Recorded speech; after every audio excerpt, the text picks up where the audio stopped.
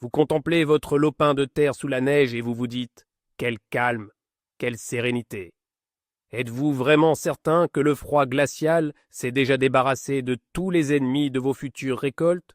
Et si je vous disais qu'en ce moment même, juste sous vos pieds, quelque chose de terrifiant est en train de se dérouler? À 20 centimètres, à peine de la surface, la vie est en pleine effervescence. Des millions de bouches affamées y dorment, prêtes à se réveiller bien avant que vous n'ayez eu le temps d'acheter vos premières semences. C'est une menace invisible, une menace qu'on ne peut absolument pas ignorer. Aujourd'hui, nous n'allons pas simplement parler des insectes, nous allons leur déclarer la guerre. Vous découvrirez une méthode secrète pour vous débarrasser des nuisibles qui hivernent sous terre, même si vous vous considérez comme un jardinier plutôt paresseux, prêt à affronter la vérité, celle qui donne froid dans le dos. Alors, c'est parti. Commençons par comprendre à qui nous avons affaire et pourquoi la nature semble être de leur côté. Beaucoup de gens croient que l'hiver agit comme un stérilisateur pour le sol. Ils pensent qu'un bon 20 degrés suffit à tuer toutes les larves. C'est une idée dangereusement fausse. La terre est un isolant parfait, un véritable thermos. Une couche de neige, même d'à peine 30 centimètres, fonctionne comme une doudoune. Même par grand froid, la température à l'intérieur de vos planches de culture peut rester juste au-dessus de zéro. Et les nuisibles dans tout ça? Ce sont des maîtres de la survie. L'évolution leur a offert le mécanisme de l'anabiose. C'est cet état de sommeil profond où tous les processus vitaux ralentissent presque jusqu'à l'arrêt complet. Mieux encore, leur corps produit un antigel naturel. Oui, vous avez bien entendu, un véritable antigel. Le glycérol et les sucres dans leur hémolymphe les empêchent de se transformer en glaçons. Ils ne font qu'attendre. Attendre la première chaleur pour commencer leur festin. Et les principaux acteurs de ce thriller souterrain, vous les connaissez bien? Le ver fil de fer, le doryphore, la courtilière et les vers blancs, ces larves de hannetons. Aujourd'hui, nous allons identifier leurs points faibles. Commençons par l'ennemi le plus redoutable, celui que beaucoup de jardiniers sous-estiment, le ver fil de fer. C'est la larve du topin. Pourquoi est-il si dangereux? Parce qu'il peut rester dans le sol pendant 5 ans. Oui, vous avez bien entendu. Pendant 5 longues années, il dévore vos légumes racines, rampant d'un pied de pomme de terre à l'autre. Il est dur, raide comme du fil de fer, impossible à écraser entre les doigts. En hiver, il s'enfonce jusqu'à 60 centimètres de profondeur. Là, il est bien au chaud et tranquille. Mais ce nuisible a un point faible. Il est paresseux et déteste bouger si la nourriture vient directement à lui. Et ça, nous pouvons l'utiliser à notre avantage. L'erreur de beaucoup est de croire que les produits chimiques vont tout régler au printemps. Or, il est difficile d'atteindre le ver fil de fer avec la chimie, puisqu'il est enfoui trop profondément. Nous devons agir avec ruse. Notre objectif est simple, rendre ces conditions d'hivernage insupportables, ou alors l'attirer directement dans un piège. Passons maintenant à la courtilière. C'est un véritable monstre du monde souterrain. Elle creuse des galeries plus vite que vous ne le faites avec une pelle. En hiver, elle s'enfonce encore plus profondément, parfois jusqu'à 1 mètre, voire 2, surtout si elle trouve un tas de compost ou de fumier. Un tas chaud de fumier ou de compost, c'est pour elle un palace 5 étoiles, avec le chauffage inclus. Et c'est là que réside la première erreur fatale que commettent les jardiniers. En laissant ces tas sans surveillance pendant l'hiver, vous construisez vous-même un véritable incubateur pour les courtilières. Au printemps, lorsque vous épandez ce fumier sur vos plates-bandes, vous disséminez le parasite dans tout votre potager. Si vous avez du fumier, il est crucial de le retourner entièrement dès les premières gelées. Détruisez son refuge douillet et le froid fera le reste. Et le doryphore, alors? Vous avez passé l'été à les ramasser à la main, à les noyer dans le kérosène, et pourtant, ils reviennent sans cesse? C'est tout simple. Les adultes hivernent dans le sol. Ils s'y enfouissent à 20, voire 50 centimètres de profondeur. Ils survivent parfaitement à nos hivers. Et le plus frustrant, c'est qu'ils peuvent rester dans cette terre non pas un seul hiver, mais 2, voire 3, en entrant dans une phase de superdiapause. Vous croyez avoir gagné la bataille en ne plantant pas de pommes de terre pendant 1 an, mais eux, ils dorment et attendent patiemment leur heure. Comment s'en débarrasser? C'est là qu'intervient le principe de la rupture de leur état de repos. Mais ne vous précipitez pas pour saisir la bêche immédiatement. Nous allons aborder cette question de manière stratégique. Il est crucial de comprendre qu'une action mécanique ciblée sur l'ennemi endormi est l'une des méthodes les plus efficaces et écologiques, à condition de la réaliser au bon moment. Un autre ennemi discret est le ver blanc, c'est-à-dire la larve du hanneton. On les reconnaît facilement.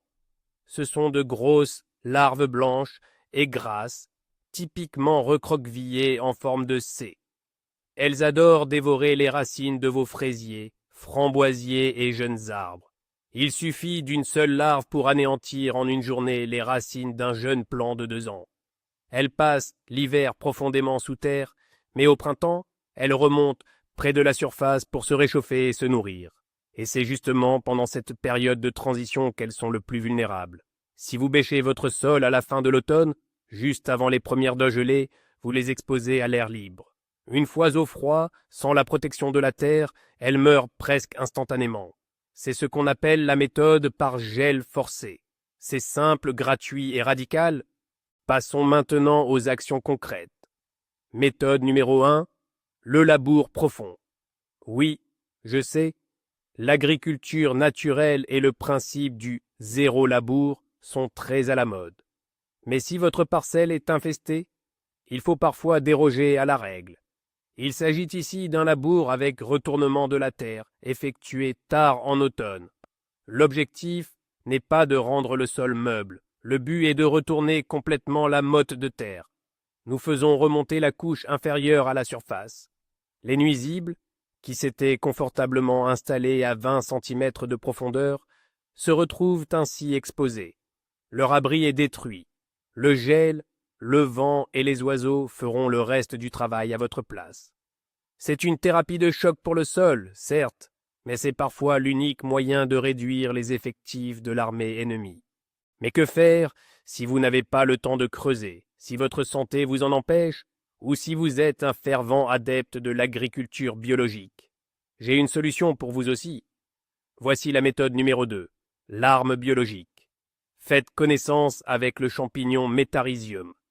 C'est le pire cauchemar de tous les insectes. Ces spores se déposent sur l'organisme du nuisible, germent, pénètrent à l'intérieur et lui aspirent littéralement la vie, transformant le coléoptère en véritable momie desséchée.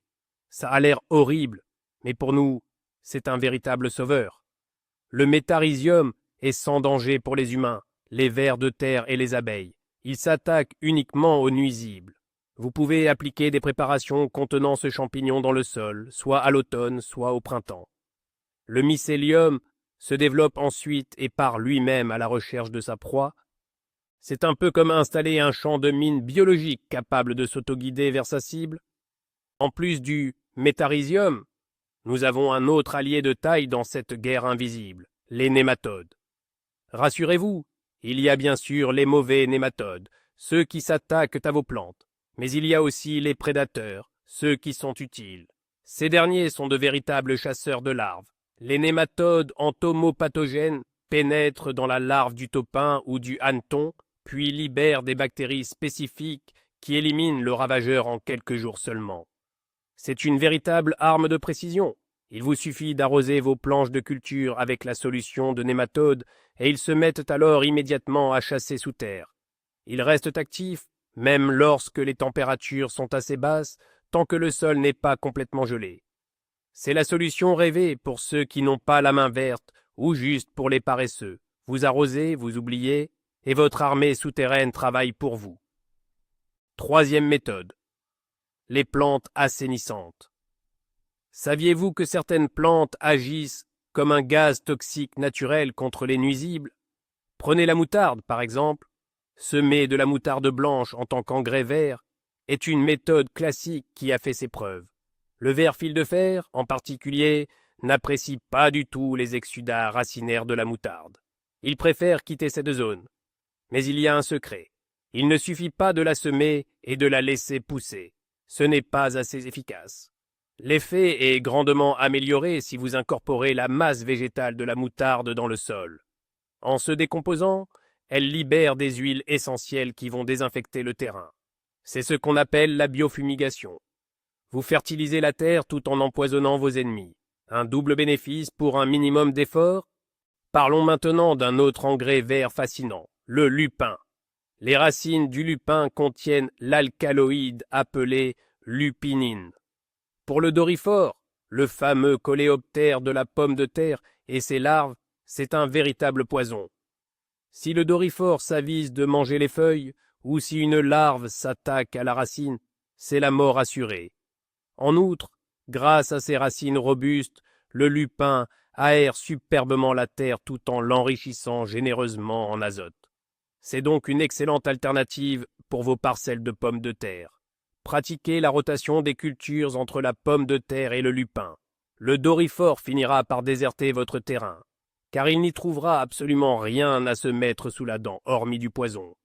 Il s'agit certes d'une stratégie à long terme, mais elle garantit des résultats extrêmement durables et fiables. Abordons la question du piégeage. C'est une technique qui plaira à ceux qui ont l'âme d'un chasseur. À l'automne, une fois les récoltes terminées, les ravageurs cherchent activement de la nourriture pour faire des réserves avant l'hivernage. Nous allons leur proposer un appât empoisonné. La méthode est simple. Prenez des pommes de terre, coupez-les en deux et piquez chaque moitié sur un petit bâton. Enterrez-les à environ 10 cm de profondeur à plusieurs endroits stratégiques du potager. Le bâtonnet servira de repère. 2 jours plus tard, vous pourrez les déterrer. Vous serez stupéfait de voir combien de verts fils de fer se sont rassemblés pour ce festin. Ramassez-les et brûlez-les.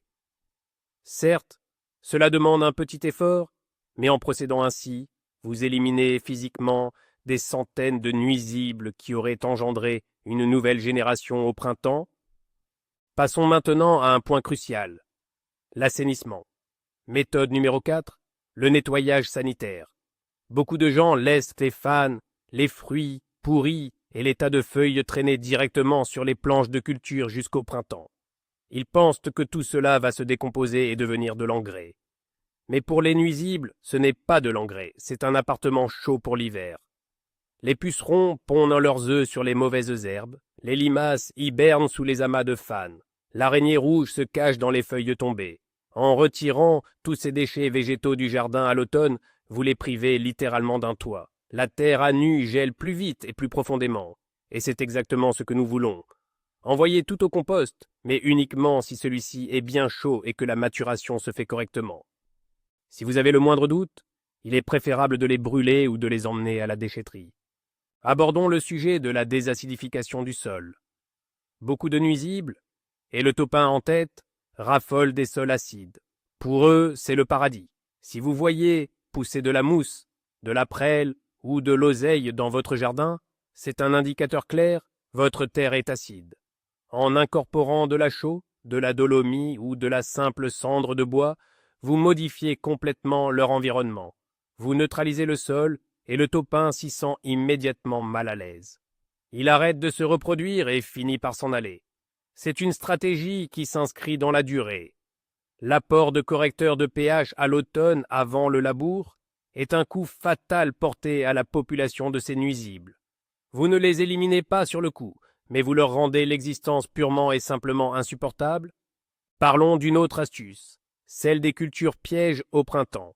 Dès que la neige a fondu, 2 semaines environ avant de planter vos pommes de terre principales, semez quelques vieux tubercules ou un peu d'avoine. Les ravageurs, affamés après l'hiver, vont se jeter sur cette première verdure. Ils vont s'y rassembler comme dans un restaurant. Et c'est là que vous intervenez. Vous déterrez ces plantes pièges, la motte de terre et les nuisibles avec. Vous les détruisez, et ce n'est qu'après que vous plantez votre récolte principale. Cette méthode permet de nettoyer efficacement le champ en éliminant les spécimens les plus actifs qui se sont réveillés en premier. N'oubliez jamais vos alliés naturels, les oiseaux. L'hiver, ils ont faim. Les mésanges, les moineaux ou même les corbeaux peuvent tous devenir de précieux alliés. Quand vous bêchez votre terre, vous leur ouvrez un véritable festin. Attirez ces oiseaux dans votre jardin grâce à des mangeoires. Vous pouvez y suspendre du lard non salé.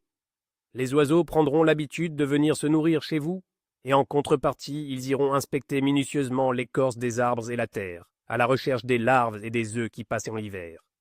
Une seule mésange, en une saison, peut dévorer des milliers d'œufs de nuisibles. C'est une main-d'œuvre gratuite, qui travaille sans relâche, du lever au coucher du soleil. C'est un atout que vous ne devez absolument pas négliger. Passons maintenant au traitement chimique. Je ne suis pas partisan d'arroser le jardin de poison, mais il y a des situations où les nuisibles sont vraiment trop nombreux. C'est un cas critique, une véritable urgence. Dans ce cas, à l'automne, une fois la récolte terminée, vous pouvez traiter le sol avec des insecticides à base de diazinon. C'est ce qu'on appelle l'artillerie lourde. Ces produits s'incorporent au sol et agissent par contact. Tout organisme qui touche le granule sera immédiatement éliminé. Attention toutefois, ce traitement tue aussi bien les insectes utiles que les vers de terre. Votre terre devient momentanément stérile ou inerte. N'utilisez cette méthode que de manière très localisée, dans les foyers d'infestation les plus graves, et seulement si la lutte biologique et les méthodes culturales ne sont plus d'aucune aide. Il y a un point essentiel à savoir sur la rotation des cultures. Si vous plantez des pommes de terre au même endroit pendant 10 ans d'affilée, vous créez un véritable paradis pour le doryphore et le ver fil de fer. Ils savent que la nourriture sera toujours là. Ils n'ont même pas besoin de se déplacer. Rompez ce cycle, changez les cultures de place. Après les solanacées, plantez des légumineuses, des cucurbitacées ou des crucifères. Le ravageur se réveille au printemps, sort de terre, mais la pomme de terre qu'il adore a disparu. À la place, il trouve de l'ail qu'il déteste profondément. Il est obligé d'émigrer, et beaucoup mourront en chemin. La rotation des cultures n'est pas juste une règle théorique tirée d'un manuel. C'est une tactique pour affamer l'ennemi. Que faire de la serre? Sous abri, la saison froide est le terrain idéal pour l'hivernage des nuisibles, notamment le tétranique ou acarien et l'aleurode mouche blanche. Ils se réfugient dans les fissures de la structure et dans la couche superficielle du sol. En hiver, il y fait souvent plus chaud qu'à l'extérieur et il n'y a pas de neige. La grosse erreur est justement de ne pas en apporter dans la serre. Sans la couverture de neige, la terre se dessèche et gèle profondément. Cette gelée est si intense qu'elle tue les micro-organismes bénéfiques, mais les nuisibles, bien nichés dans les interstices, survivent. La méthode de lutte recommandée consiste à nettoyer la serre intégralement avec un désinfectant et à utiliser un bâtonnet de soufre. Attention si votre structure est spétalique. Il est également impératif de retirer la couche superficielle de terre, 5 à 7 cm, qui constitue le stock principal des ravageurs, et de la remplacer par un terreau sain ou du compost bien mûr. La méthode de l'arrosage à l'eau bouillante. C'est une vieille astuce de jardinier, efficace surtout sur les petites parcelles. Au début du printemps, juste après le dégel, vous pouvez arroser les planches de culture avec de l'eau très chaude, voire bouillante. Ceci permet de détruire les œufs de limaces, les larves de mouches et les spores pathogènes. Bien sûr, vous n'allez pas traiter un hectare de pommes de terre de cette manière, mais c'est parfait pour préparer une petite planche de radis ou de légumes verts. Pour renforcer l'efficacité, il est conseillé de recouvrir immédiatement la zone traitée d'un film plastique afin de conserver la vapeur et la chaleur. On parle alors d'une mini-pasteurisation du sol. C'est une méthode 100% écologique. Il y a un autre point essentiel concernant les œillets d'Inde et le souci, calendula. Ne les jetez surtout pas à l'automne. Broyez finement les tiges et les fleurs, puis incorporez-les à la terre au moment du bêchage. Ces fleurs contiennent naturellement des phytoncides, qui agissent comme des répulsifs puissants contre les nématodes et la courtilière. L'odeur des œillets d'Inde dans le sol a la particularité de complètement désorienter ces ravageurs. C'est un excellent réactif végétal. Plus vous enfouissez ces résidus, plus votre terre sera saine. C'est un parfait exemple d'économie circulaire appliquée directement au potager. Et pour finir, l'approche doit être globale. On ne peut pas se contenter d'une seule méthode. Les nuisibles sont intelligents et très résistants. La meilleure stratégie est donc la combinaison de plusieurs actions. À l'automne, il faut opérer un grand nettoyage et un bêchage profond, sans oublier l'apport d'amendements calcaires. Au printemps, vous sèmerez de la moutarde, vous utiliserez des préparations à base de métarhizium et vous poserez des pièges. Seule une attaque massive menée sur tous les fronts donnera des résultats d'approbants. Créer un système tel que le ravageur n'aura absolument nulle part où se cacher ni rien à manger. C'est ce qu'on appelle la méthode du jardinier paresseux. Mettre en place cette structure une seule fois pour ne pas avoir à courir tout l'été avec le pulvérisateur. Voilà où nous en sommes, mes amis. La menace invisible est bien réelle, mais elle est totalement maîtrisable. Le plus étonnant, c'est que la plupart de ces méthodes ne nécessitent pas l'achat de produits chimiques coûteux. La nature elle-même nous a donné les outils pour lutter. Le gel, les champignons prédateurs ou encore les plantes répulsives. Le plus important, c'est de ne pas perdre de temps.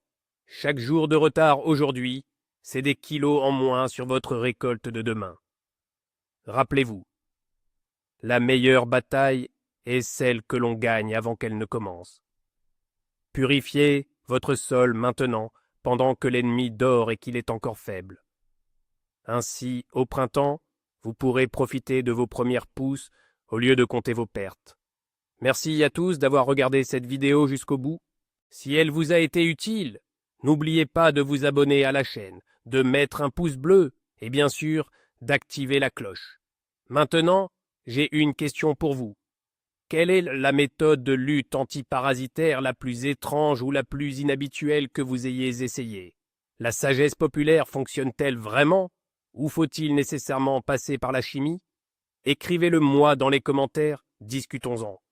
À très bientôt pour une prochaine vidéo et que votre potager soit sain.